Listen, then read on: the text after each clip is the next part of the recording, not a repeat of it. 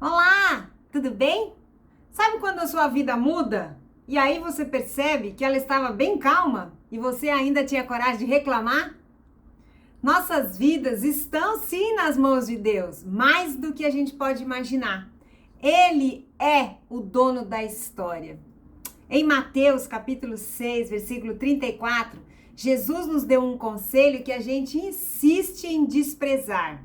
Não antecipe o mal de amanhã, pois cada dia, ou para cada dia, bastam suas próprias dificuldades.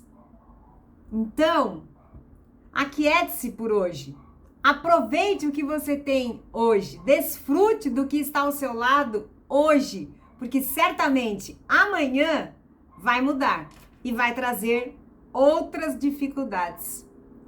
Vejam, o apedrejamento de Estevão, que viu o céu aberto e o próprio Senhor Jesus em pé para recebê-lo, que orou pelos seus perseguidores e que por fim entregou o seu espírito nas mãos de Deus sem praguejar, foi um testemunho que aumentou a fama dos cristãos e também aumentou a ira dos judeus religiosos que temiam perder o controle sobre os próprios judeus que estavam sendo massacrados por essa liderança hipócrita. Então nós lemos hoje no capítulo 8 de Atos, dos versículos 1 a 4, que naquele dia, logo após o apedrejamento de Estevão, se levantou forte perseguição contra a igreja em Jerusalém. E assim, os cristãos foram dispersos ou espalhados pelas regiões vizinhas.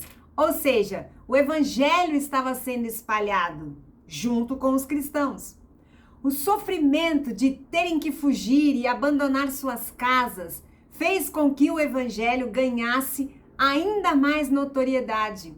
A perseguição, guarde isso, a perseguição é que levou à proclamação. O versículo 4 nos diz assim: os que foram dispersos iam por toda parte pregando o evangelho. Então Deus permitiu aquela dispersão.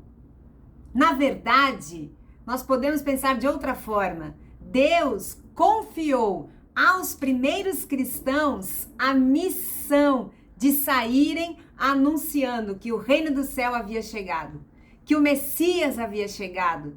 Eles, aqueles discípulos, aqueles cristãos, eram testemunhas oculares. Eles presenciaram milagres que não poderiam ficar em segredo. Eles tinham visto muita coisa e eles tinham que contar tudo isso. Na época não havia telecomunicação, não havia internet, tinha que ser boca a boca. Só que nem eles sabiam que estavam regando o solo com suas lágrimas, com seu suor e sangue, para que a igreja pudesse crescer. Filipe, por exemplo, foi para Samaria. As multidões o ouviam. Deus realizou milagres por meio dele e houve grande alegria naquela cidade. Então, um anjo lhe apareceu a Filipe e o mandou sair de Samaria, indo no caminho de Gaza, e ele não sabia por que obedeceu. Ele encontrou um africano eunuco, representando a rainha de Candace, que estava, esse eunuco, viajando de volta para a África, porque havia ido a Jerusalém oferecer a Deus. Ele estava lendo o rolo de Isaías, num determinado momento que diz assim: foi levado como ovelha para o matadouro. Aí Filipe se aproxima exatamente nesse momento e pergunta: você entende o que está lendo? E o eunuco disse: não. Você pode me explicar? Então Filipe explica para ele que se tratava do Senhor Jesus. E ele então fala quem era o Senhor Jesus.